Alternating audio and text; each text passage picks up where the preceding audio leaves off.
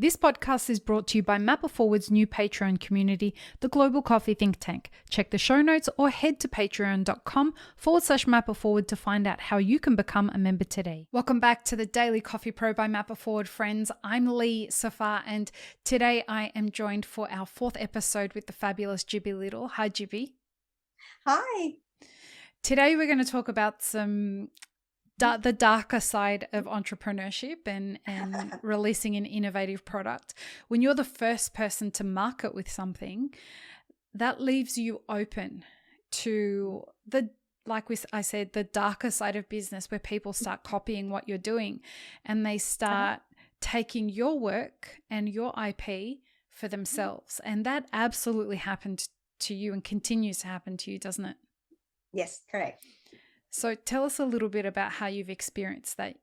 At first, all the entrepreneurs in Australia, everyone knows that you need to register a logo or the trademark through the IP Australia. And I did. So I did since start with no problem. I think that's the safe ways and stuff like that. But no one teach me that the best way that I'm going to protect myself is not register in Australia. So the first country that you have to register is China, not in Australia, because Australia, no one gonna copy anybody that much. People have proud to what they did, but right, yeah, it's a different culture, right? So here in Australia, there's culturally, people frown upon people who copy people. Culturally, here they will be mocked if they do something that copies somebody else. And so it's just not worth it to do it here because it's very, very expensive for one, but even more so, there's a shame associated to doing it here. Whereas in China, culturally, it's very accepted in the business world over there to take ideas and claim them as your own and replicate them. That's just a natural part of the business culture over in China, right? Yeah. And this opened me the new world and the new knowledge. Of course, you need to do a trademark register in Australia. You must do it, but you have to do it in a second place because once you have the ideas, you create a logo. The first country that you have to register is China because that mostly the manufacturer or factory there. Right. They can build it tomorrow. That's why you must register in China first and then register in Australia, probably at the same time. But me, myself, I didn't know. I believe that our trademark register here will protect me somehow, but it doesn't because China use different law. They use FIFO, so first in, first serve. But it opened me the new world because when I start to find out, someone registered me already. The first thing that I did is I changed my Instagram to be Jibbi the Little with S before Jibbi Little, but because it was taken. So I changed it. That's the first step that I do. And second step, I consult the lawyer and then we start to pay a lot of money in China. We have to register the logo. So I create the new logo. It's only a bird like that, and then I create JIBBIJUG milk picture, not Jibbi Little anymore. So the actual brand, because when I check, no one register yet because they believe that the brand called Jibbi Little regard the logo that I built before. We did so lucky that I did that.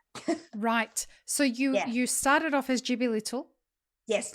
And then in order to adapt to the changing landscape so you could protect yourself and protect your brand, you created the JIBBIJUG as a brand, and in China you registered so something that people need to understand, when you're registering a trademark, and we did this with Elixir Specialty Coffee when we registered it in the US.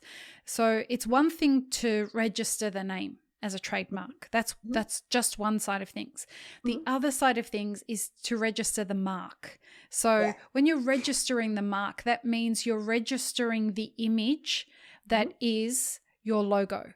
And so anybody who tries to replicate that logo in any way, shape or form, if somebody contests that, nobody is allowed to create a logo that's in the same sector as you that looks like what you're doing. And if they do, when they go to register that, you have the opportunity to contest that, or your lawyers do. And so how did it go once you registered the JIBBIJUG? So firstly, I did with the IP Australia first. So I do the second one. So I pay the other one with JIBBIJUG milk pitchers. But the brand always called JIBBIJUG. The brand always called like that. But the one that copy, they thought that Jibbi Little is the brand. That's why they register. It is so lucky. Right. Now I register every classes in China because my lawyer recommend me not only the picture class, which is class 21, you have to register in marketing, packaging, and all 10 classes. Everything. So I did, everything. Yeah, so we spend a fortune with that. So you register the brand in China. You register, so you register the mark and the name in all different categories in China. You register in Australia, but we also know that you are still getting problems with people counterfeiting your jugs now. We had a conversation about it the other day. So what happens when people start copying your actual product? So this is my mistake. So I really want to give this a big lesson to anyone that want to have your own brand. So you always think bigger, 10 times bigger. Because even me myself, I didn't thought that I gonna be such a big brand. Like you know, like you never thought someone gonna copy your brand, to be honest. You never gonna thought about it.